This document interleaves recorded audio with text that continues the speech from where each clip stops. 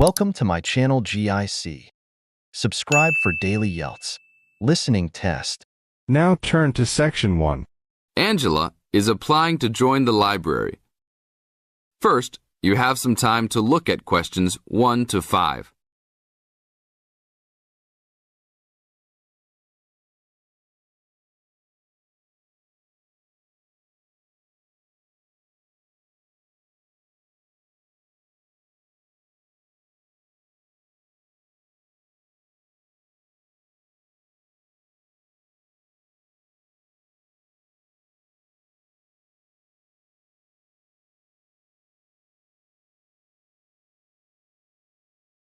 Now we shall begin.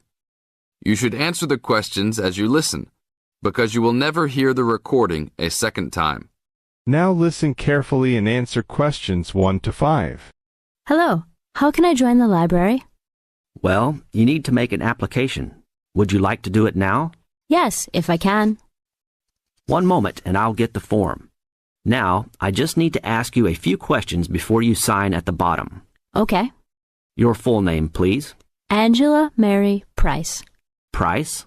Yes, that's right. Okay. And your address? Apartment 3, 86 Bridge Street, Pimlico. Bridge Street. That's just near here, isn't it? Yes, not very far. Good. So the postcode must be 2065, right? Yes, that's right. Now, your telephone number. I need both home and work if you have them. My home number is 8763-5142, and work is 8456-1307. Do you need anything else like ID or something? Yes, your driver's license will do, if you have one. Right. It's easy to remember. I know it by heart. 4040AC. I'm afraid I'll also need to see it. Okay, here it is. Thanks. And your date of birth, please? 24 March 1981. Okay, thanks. That's the most important part completed. But if you don't mind, I'd also like to ask you a few questions for a survey we're conducting. Yes, that's okay. Now you have some time to read questions 6 to 10.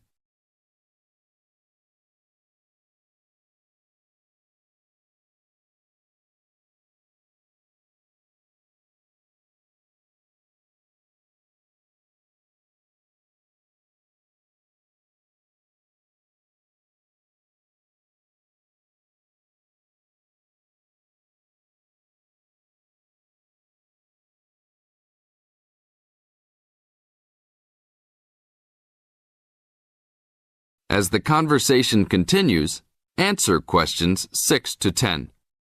What kind of books do you like to read? Here's a list to look at. Oh, it varies from time to time, but I always like to relax and learn about other countries I might visit one day. I don't like anything too heavy or serious, unless it's about animals or the environment. I'm not really into sport very much. Anything else? Well, I do like entertaining at home. You know, dinner parties. So I suppose you'll have something for me in that line. The pictures in those books always make me hungry, although they never seem to turn out exactly as they look in the books. Fine. I think that's all I need now, except I need you to sign here on the application form. Oh, and I almost forgot. The membership fee is $20, which is refundable if you no longer stay a member. There you are. Do I sign at the bottom here? Yes, that's right. You can borrow books now if you wish, although your membership card won't be ready until next week. So if you want to borrow today, you can pick up your card when you return your first books. That's if you want to take some now. I think I will, but I'll have a look around first. Okay, take your time. That is the end of part 1. You now have half a minute to check your answers. Now turns to part 2. Part 2. First, you have some time to look at questions 11 to 17.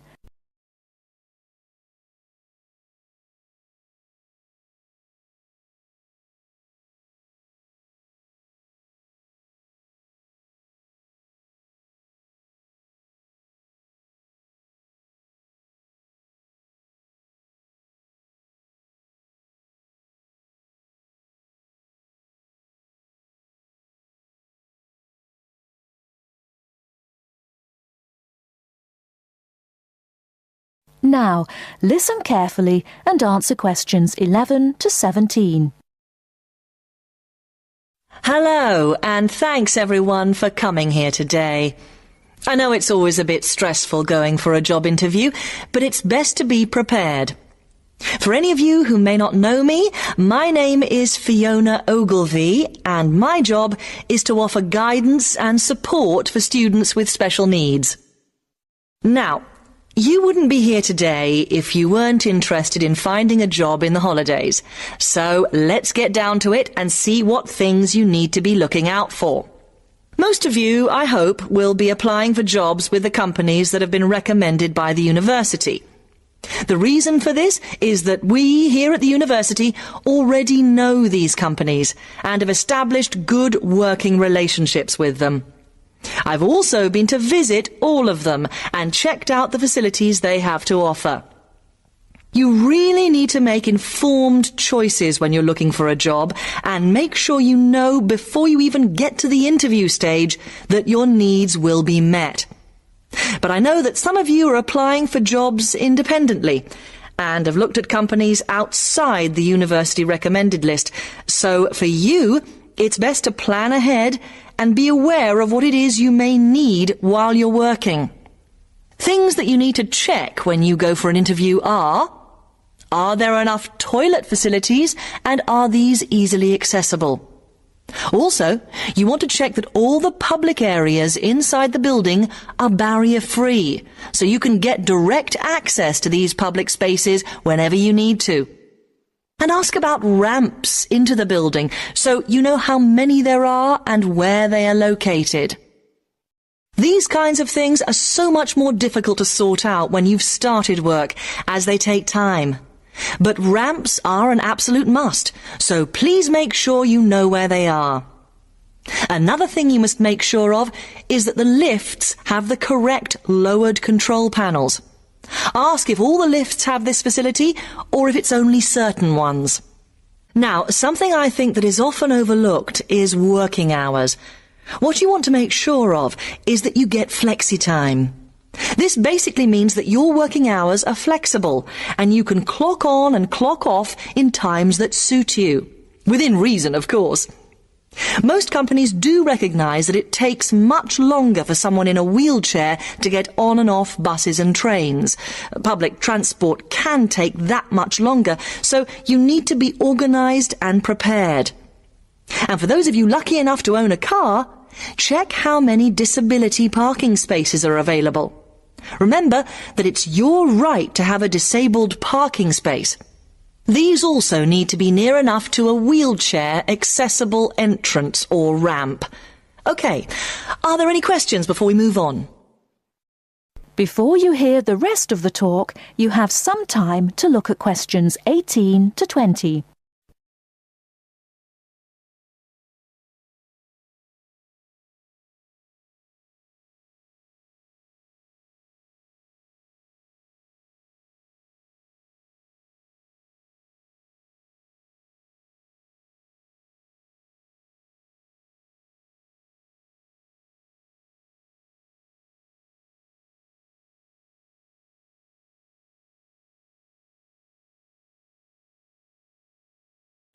Now listen and answer questions 18 to 20. Right, let's move on then. Now I want to talk you through the series of visits to companies which we've got planned for next week. On Monday morning, we will be visiting the Lowland Hotel. They have various summer jobs available, working as a receptionist or conference organiser in their busy conference centre, organising and setting up conferences.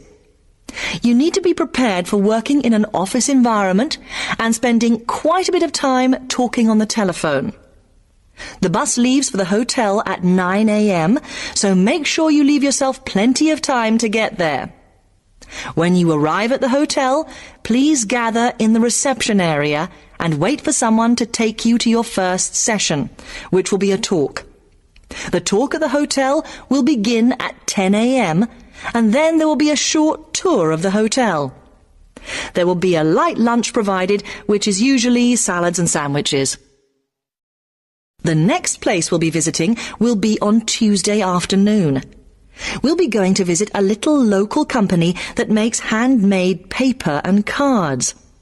For those of you studying art, this may be just what you're looking for. We'll be taken on a tour of the company which lasts 3 hours. The tour will start at 3:30 p.m. and after that you'll have a chance to meet some of the staff. Tea and coffee will also be provided. We have no trips planned for Wednesday, but on Thursday morning we'll be going to Tobago Travel Agency. This is a very popular choice amongst our students because you can get student discounts on holidays. We've booked a coach for this and it'll leave from outside the refectory at 8 a.m. You'll need to bring a packed lunch for this, so please don't forget. There is a little canteen where you can buy hot and cold food, but this is closed on Thursdays. Friday, we'll be having representatives from all the companies visiting us, so you will have a chance to ask any questions, and of course, put your name down on the list if you're interested in working for them over the summer. This event will take place in the main hall next to the library, and it'll run from 10:30 until 4. I really hope you make the most of this excellent opportunity to not only earn yourself some extra money, but also to gain experience of what it's like to work. And if you'd like to find out more, then please ask some of the students who worked last year. They're all wearing green badges and will be happy to speak to you afterwards. That is the end of part 2. You now have half a minute to check your answers. Now turns to part 3. Part 3. You will hear an interview with Professor Green from a local university which enrolls a large number of overseas students in its courses. He is talking to Indra, a student representative, about the importance of attending lectures. First, you have some time to look at questions 21 to 24.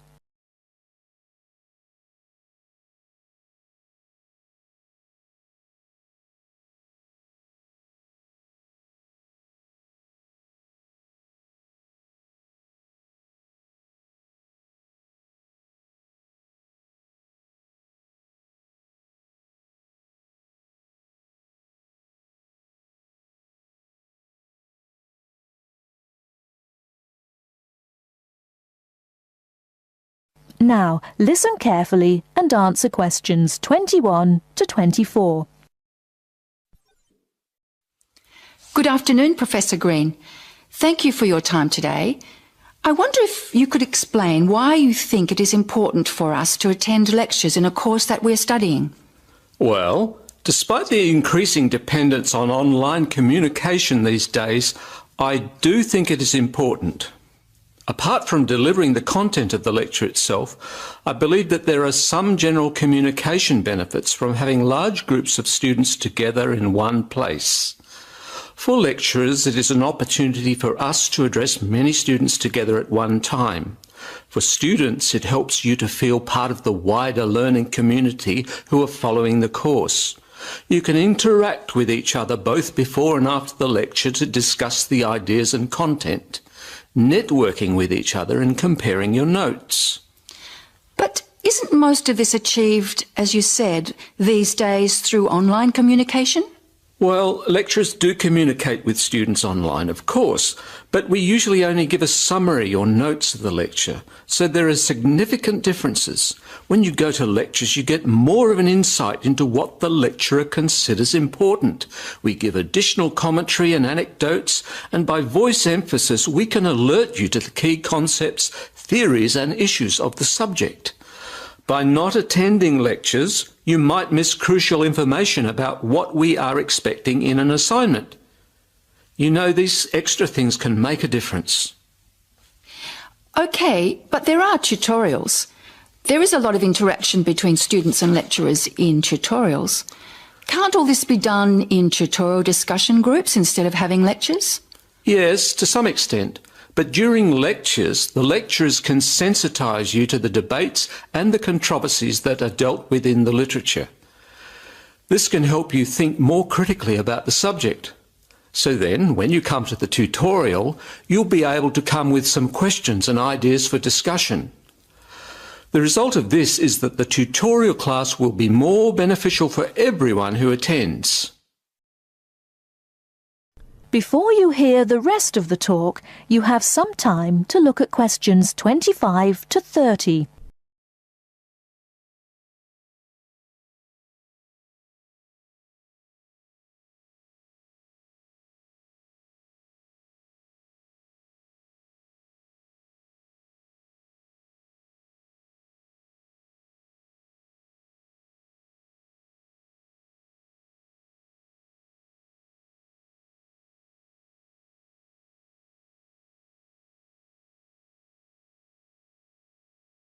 Now listen and answer questions 25 to 30.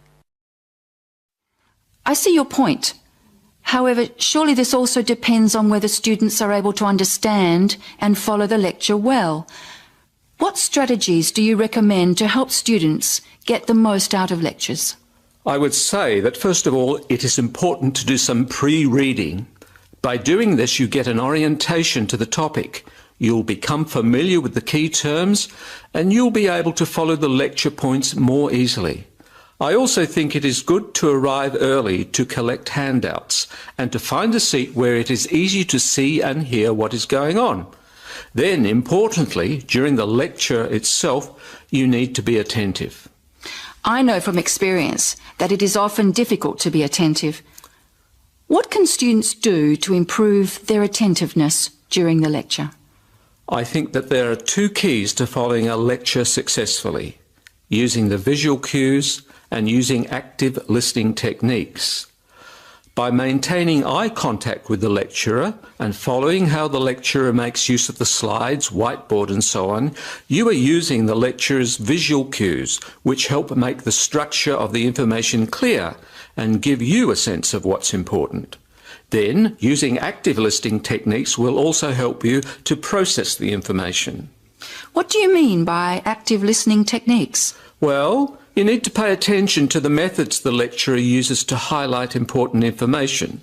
As I said before, in the spoken language of a lecture, we get the benefit of things such as stress and intonation, use of examples and anecdotes, as well as the language signals used to show relationships between ideas. Yes, I see what you mean. These things will be missing in written summaries. And what about taking notes? Does that help? Taking notes helps you to concentrate, so I would certainly advise you to do that. It's difficult to listen and write good notes at the same time, so it does take some training. Yes, taking notes needs a lot of practice, I've found. Do you have any other advice? Well, I can't finish without stressing the importance of formulating questions while you are listening. During the lecture, you should ask yourself questions about the content of the lecture and the points you are following. Ask questions like, what are the benefits or problems? What other examples are there? How does it work? Why does this happen? This will keep you focused and actively engaged in the content of the lecture. Professor Green, thank you very much for your valuable tips and your time today. You are very welcome. That is the end of part 3. You now have half a minute to check your answers. Turns to part 4. Part 4.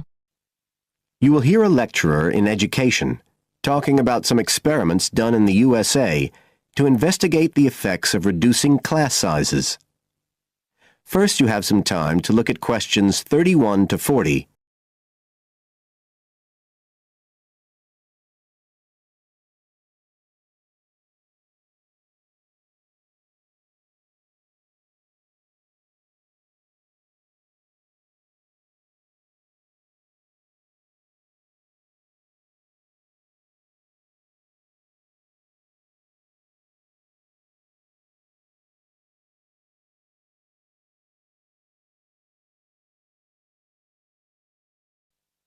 Now listen carefully and answer questions 31 to 40.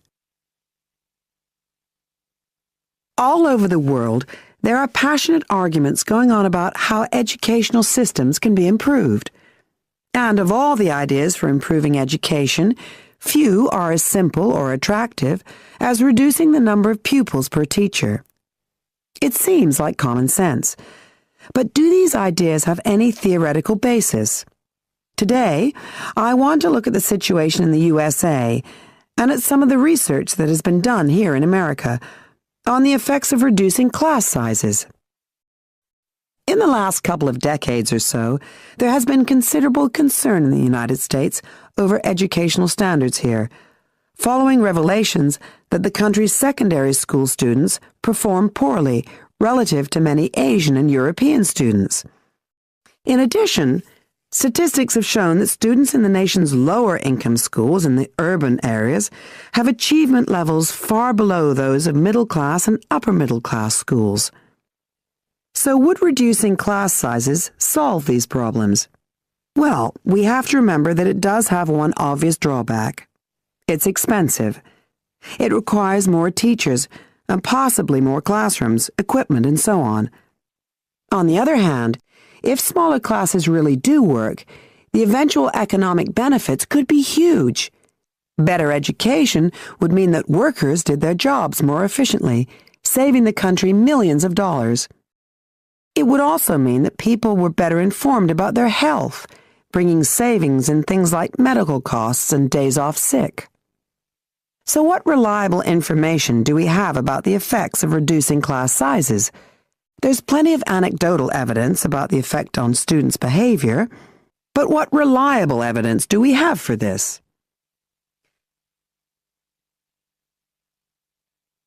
Let's have a look at 3 research projects that have been carried out in the USA in the last couple of decades or so.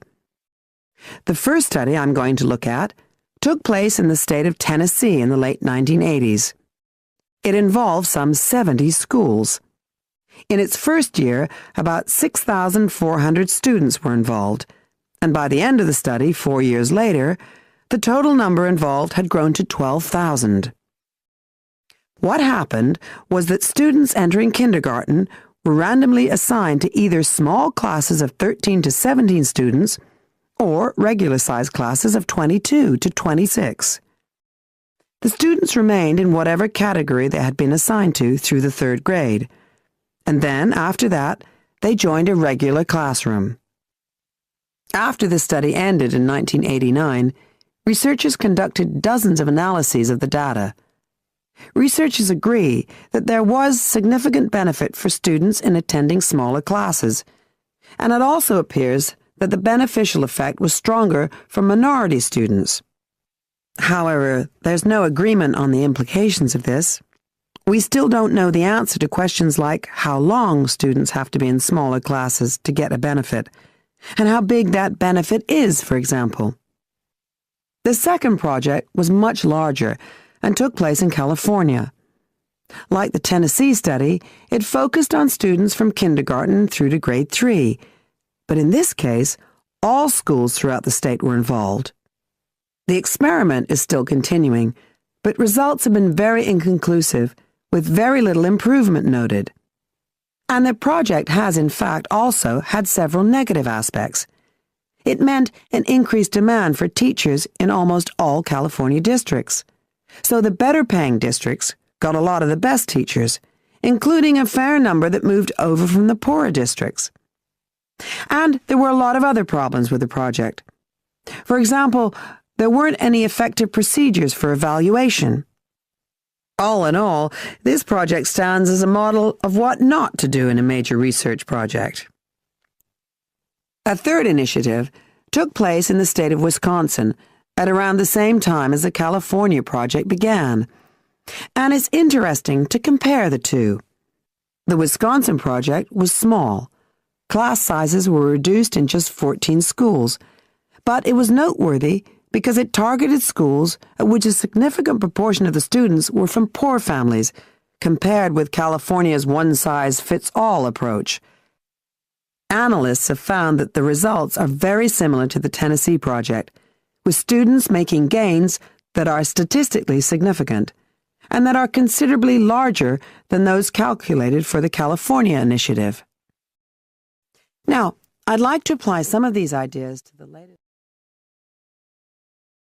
That is the end of part 4. You now have half a minute to check your answers.